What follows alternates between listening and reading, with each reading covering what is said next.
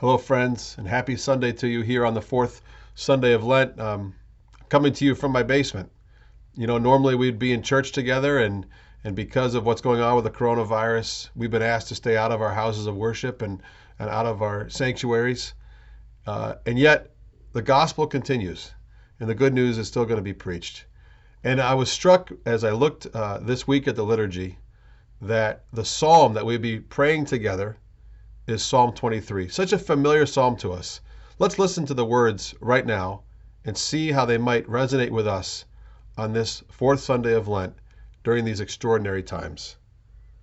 It's a psalm of David, and he writes, "The Lord is my shepherd. There is nothing I lack.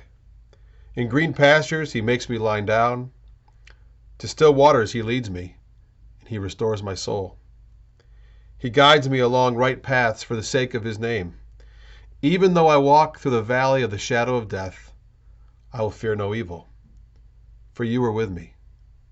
Your rod and your staff, they comfort me. You set a table before me in front of my enemies. You anoint my head with oil. My cup overflows. Indeed, goodness and mercy will pursue me all the days of my life. I will dwell in the house of the Lord for endless days." Now, friends, I just want to give us one thing to consider on this fourth Sunday of Lent in this extraordinary time that we're experiencing. I want to highlight that David talks about the reality of fear. And friends, what I want to have us to consider tonight is this.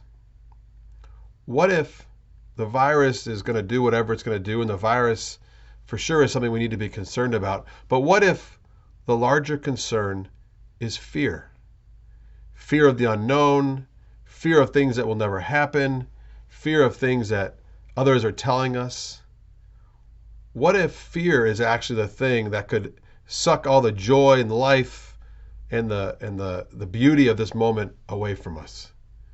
You see, David says, even though I walk through the valley of the shadow of death. You see, he's going through a circumstance that's horrifying, that's terrifying, that ought to be invoking all kinds of fear. The valley of the shadow of death. He says, I choose that I will fear no evil. And why is it that David would not have any fear during these incredibly difficult times? It's simply this: for you are with me.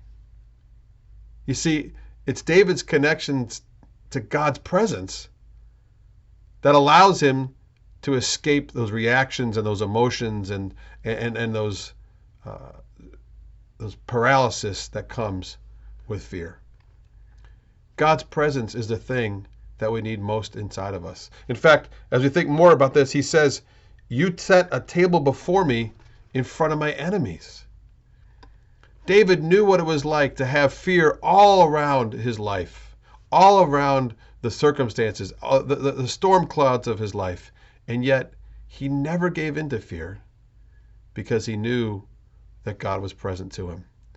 And friends, though we can't be in our sanctuaries today, though we're not at Mass, for those of us who are Catholic, though we're not able to experience the presence of God in the Eucharist, we still do have God with us.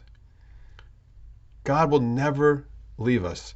He's in us, in our families, with one another. He can be with us as we share the word together, as we pray. But maybe most importantly, the Christ that we would come to worship at church, he lives inside of us. And if we take just even a moment to look inward and to reflect and to pray, I'm sure we'll discover that you are with me and that we're not alone.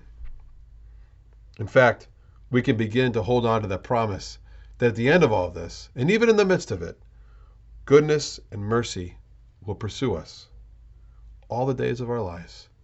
And we will, once again, one day, dwell in the house of the Lord.